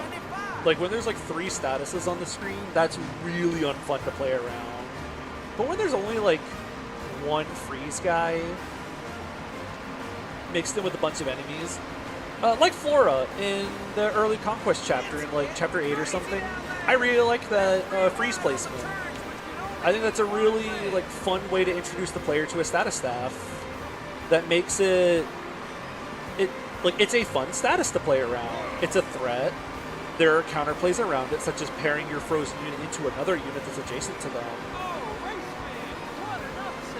So like there are like counterplays around the freeze, and it's also like something you have to consider while you're playing the map. You have to like decide, if I put this unit here, they might get frozen this turn. Right side tires only on his last pit stop. That's a gamble right there. We'll see how it pays off later. What is this guy yapping about? So yeah, I think status can be really fun to play around. It's just Intelligent Systems usually doesn't know how to do status. I.e. Kaga Destiny, Path of Radiance late game, the L status in the desert. Your tire health is low. Yeah, it's getting low. Spoilers, that actually doesn't mean anything. In other racing games, it would mean like, oh no, you need like you're gonna lose your like grip on the track or whatever, but it actually doesn't mean anything. You could run that dry and let it run out and nothing happens. You'd think he's racing against golf carts. Oh, I am sweeping this one. They're side by side as they come down the track.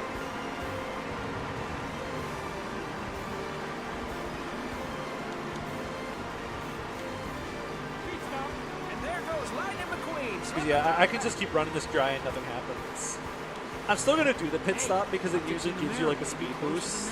Funnily enough, if you do it really fast. Here comes Lightning McQueen. Just look at him moving aside. I am getting much better at taking these turns. I am so smooth at this.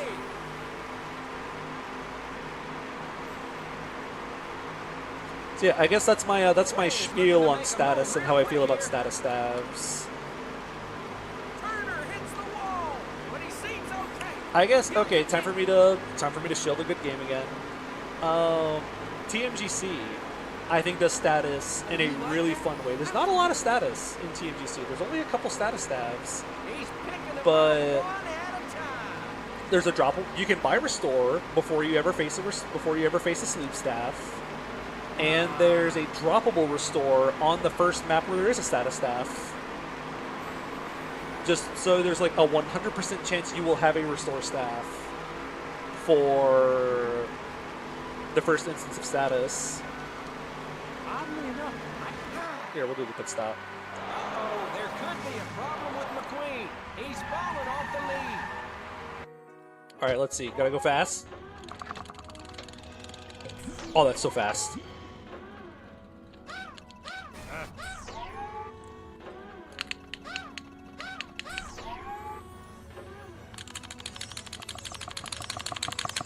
Easy. I love this Mario Party minigame. Yeah, TMGC does status really well. Especially because, again, it makes status always hit. So it means status in the player's hands is really fun. There is nothing more godlike than seeing this terrifying killing edge sword Swordmaster or like Silver Axe Warrior, and it's like, man, how am I supposed to deal with this guy this turn? I don't have the action economy to like get this guy this turn. Or I could just put him to sleep for 5 turns. And so you can just put him to bed for a couple turns and then deal with the problem later. Or same thing with like if there's a scary bolting sage, which again, there's not a lot of siege weapons from what I remember in TMGC. But if there's a scary bolting sage, you just pop a silence on him, and now you don't have to worry about him for 5 turns. What are these guys doing?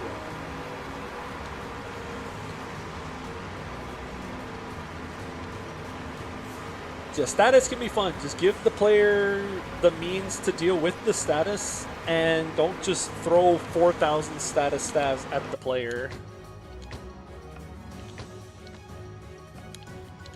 Guess what, guys?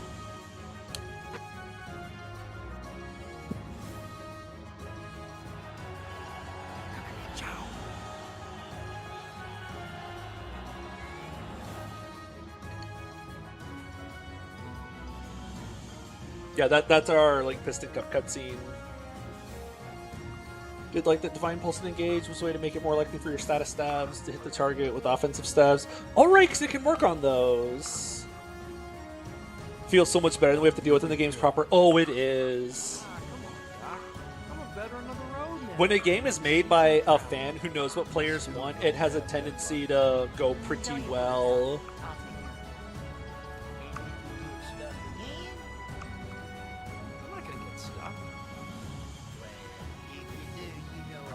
Yeah, TMGC does the it takes the annoying parts of the series and definitely makes them a lot more fun, and shows that IS could make these work if they just bothered to put some elbow grease in it.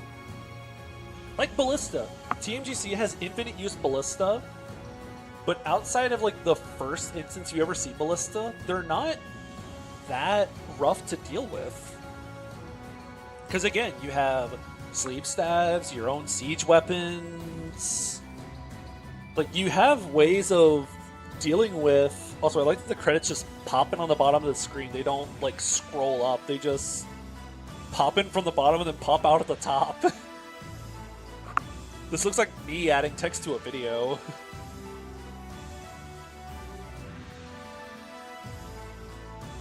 Yeah, they took Ballista, and it only has, I believe it's 8 range. I think Ballista only have like 8 range instead of 10, or maybe it's 7 range. I think it has 7 range, but the average Ballista only has like 7 range on it, which makes it a lot less like controlling and pressuring to deal with. They spent an afternoon on these credits, all right. Someone spent a whole 2 hours making these. This is the same intern that did the loading screens.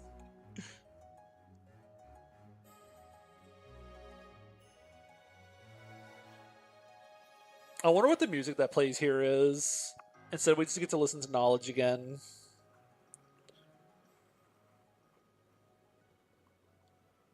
But yeah, outside of that one minigame that I didn't play because I don't want to, that's basically everything the game has to offer, I think. I think there's like a very teeny tiny amount of single-player arcade stuff.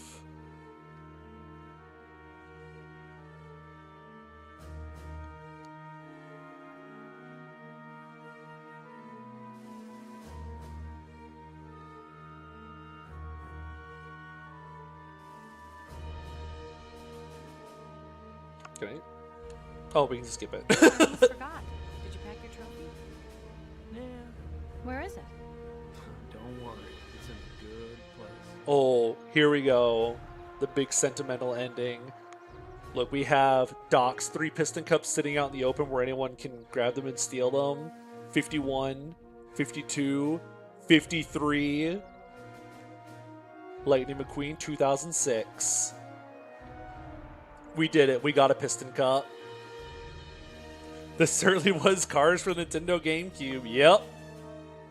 This certainly was Junior Forza.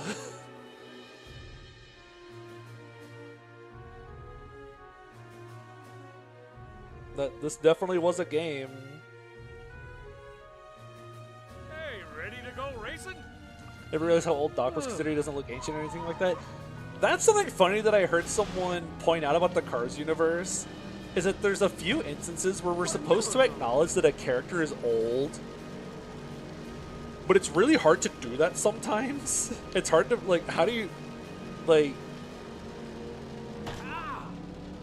how do you make, like, a car look aged outside of, like, it being an old model? Oh well, I could run around and collect all the other postcards, but I'm not gonna. Let's see, is there anything in the single-player arcade? Anything fascinating we can do? Also, we're not gonna listen to Vanity Judge. Get that out of here. We already listened to that one. Heard that one.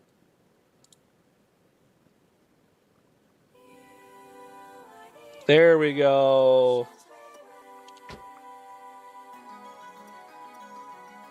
World of mini games, tractor tipping, Doc's power slide, Louisiana's boot camp, Mayor's backwards lesson, Shred Hard Pursuit. Cool. I don't want to play those. Are there any cool road races we could play?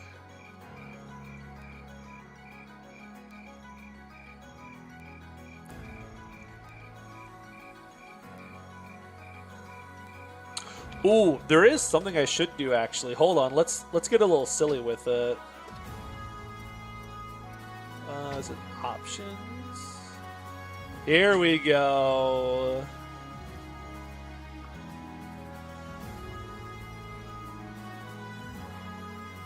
Let's do some cheat codes. Can you say something you dislike about YouTube? Yeah, go for it.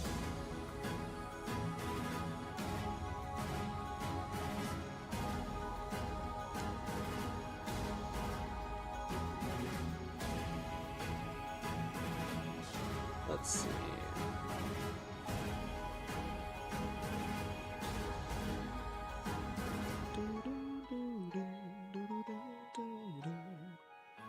Cars for GCN cheat codes. Let's see. Let's go to this IGN page. I trust them.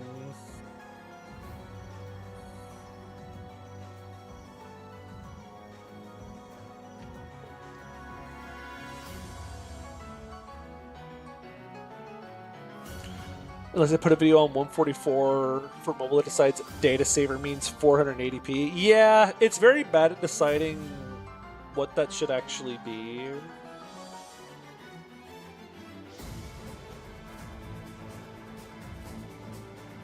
Alright, let's see. We have...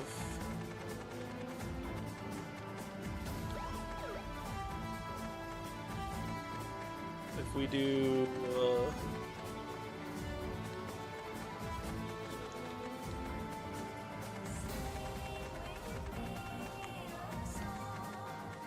where is our... If we do Yay Cars,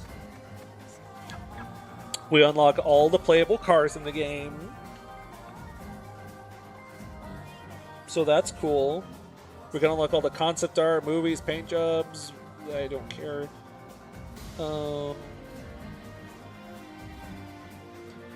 What is this one? TRG.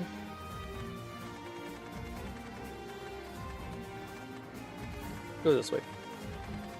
Too late in the 40s, gotta go around the horn, it's faster.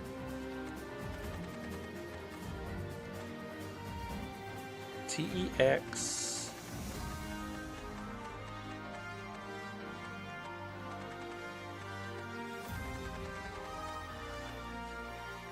C. Does this mean anything?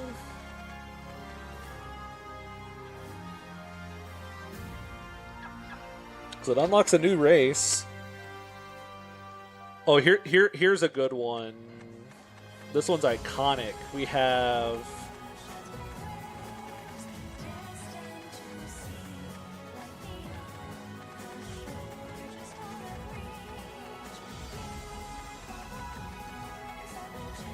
I'm Speed. And then the best cheat code ever.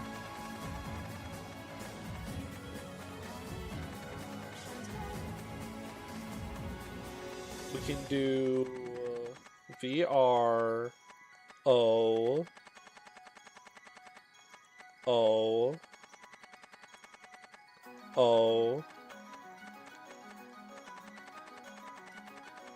O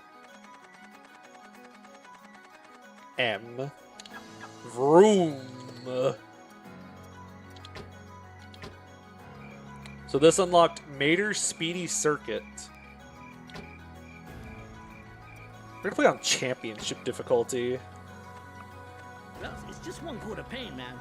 Let's see, who do we want to play as? We have Doc, Ramon, Flo, Sheriff, Wingo, Chick Hicks. Chick Hicks! Good choice, my brains. Ka-chicka. It's not even an option. I don't even care who the other options are. Alright, let's see. Let's see what Mater's Speedy Circuit is and see if it's good enough to be hidden behind a cheat code.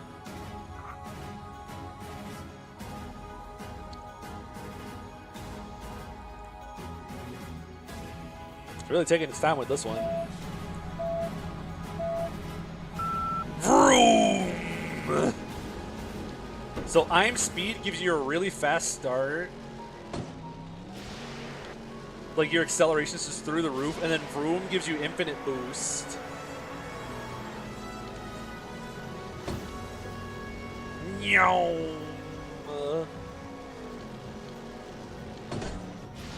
This is so uncontrollable, but it's so epic. So much boost! Wow, that is a short track. This was your cheat code track? Oh no. Let's go, boost! Boost!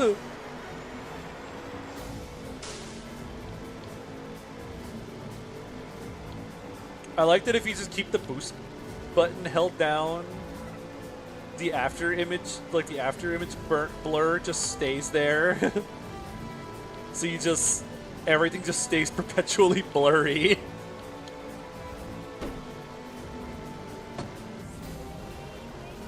Made her do this together in an hour and went on to tip some tractors. Honestly, I think the devs threw this together in an hour. So much boost! This thing is 6 laps long.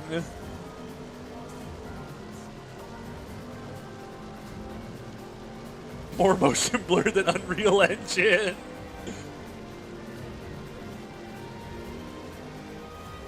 So speedy.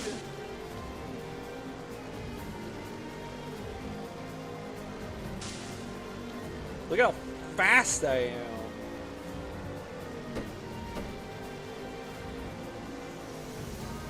Oh no. Short tracks will never match how Baby Park is. It's short but the site, but it enables lots of chaos. I think Baby Park is the park that I have heard the most back and forth on whether people like it or not. I know some people really like it, and then I know some people who hate it. I've heard that it's really fun in Double Dash, because it's like, you just throw items all over the place, so it's really chaotic. But I've also heard some people say that it's boring because it's just an oval.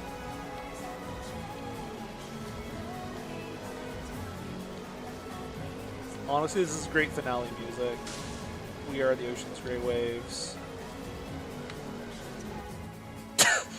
Okay.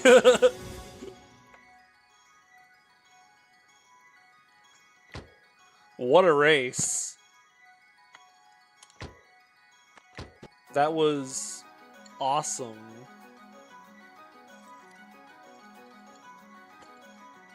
Also not big on Excite Bike Arena. Was that in 8 Deluxe or like 8 DLC? Because I don't think I've heard of that track.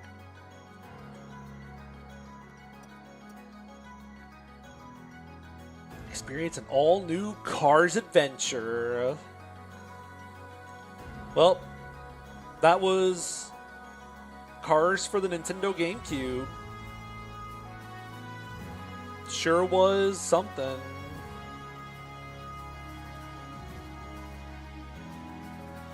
Literally just a big oval. The worst oval in Mario Kart's the stupid Peach Stadium basement variant in World. Barely counts as a track. 3 maps, minimal scenery. Oh, that's boring. Well, I think that's going to be it here. I threw the stream together kind of last minute impromptu because I was busy last night playing Deltarune with some friends. And I wanted to finish the Cars game. But don't worry. I still plan on tomorrow starting the next Iron Man. And I guess anyone who's still around, your little bonus for sticking around through the Cars streams is for Tuesday, I'm going to randomize an FE9 run in Iron Man that. I'm going to buff up like the enemy offenses a little bit. I'm going to buff up enemy like strength, magic, and speed overall to kind of give the enemy some more punch to them. But that's the plan. I'm going to try in an FE9. I'm doing hard, not Maniac. Can't make me play Maniac again. But I'm going to do hard. There's a setting you can toggle that gives every unit a skill. And you can like weight how likely it is to give units certain skills. So we can get like random units with corrosion, adept, nihil. So there's going to be like everyone's going to have at least one skill at the very least. Might not be there. So let's play FE9. Don't want spoilers. That's fair. I'll be skipping all the story stuff, but I understand not wanting to be spoiled on gameplay stuff. But yeah, that's the plan. We're gonna randomize an FE9 and try to Iron Man that. Things will go wrong, I'm sure. It'll be very silly. But thank you everyone for sticking around, coming by. Always appreciate to see people dropping for these silly streams. I'm still kind of up in the air what my next Sunday stream is going to be. I don't think it's going to be a GameCube game. It'll be something a little bit more serious, but we'll see. It's something I've been thinking about trying. Can't wait for Resolve Miss. That'll be the best thing ever. But see you, everyone.